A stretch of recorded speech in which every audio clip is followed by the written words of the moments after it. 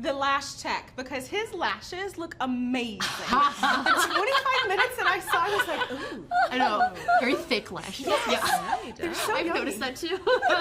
Earlier you mentioned that you guys consulted with child psychologists.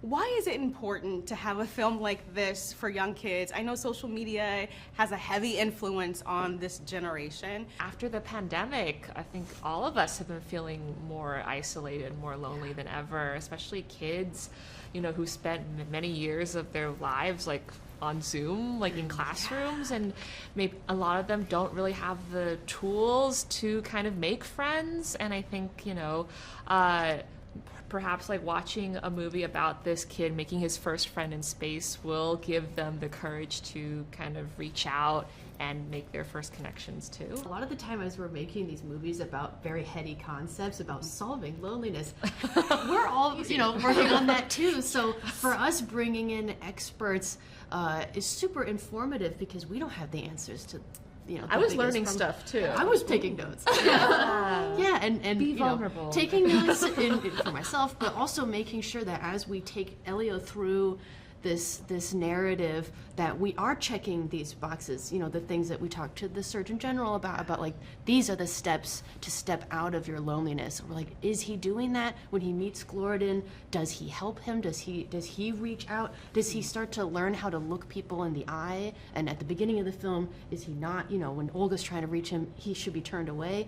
All of those things I feel like I've learned a lot about as well. It was really informative. Yeah, Pixar, we're always telling these stories in these fantastic worlds, but when we're at our best, I think we're weighting them in real human behavior, relationships, things, and so the more real that feels, the more the film works on all levels. Wait a minute.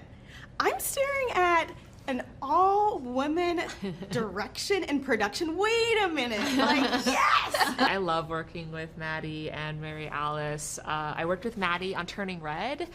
She was my story lead. And I just feel like I've been blessed in my career. Like, I've had these amazing female-led creative teams. And I just feel spoiled here at Pixar because there are so many of them. Yeah. And I think, you know, making a movie is really stressful and can take a long time. It's really hard. But when you're around people that you're comfortable with and that it's fun to be with, that you make each other laugh and you understand each other, I feel like that shows up on the screen. Like you could tell that we had fun as we made the film. What was the most challenging and most rewarding thing working on Elio? The best and hardest part about working at Pixar is we're always striving to make a great movie. So there's always a moment on the movie when it's not quite working and you're not sure what to do. So those are the hardest moments. But definitely the most satisfying is when the pieces start to come together and you are working with everyone, worked so hard, and you start to feel it. That's my favorite part.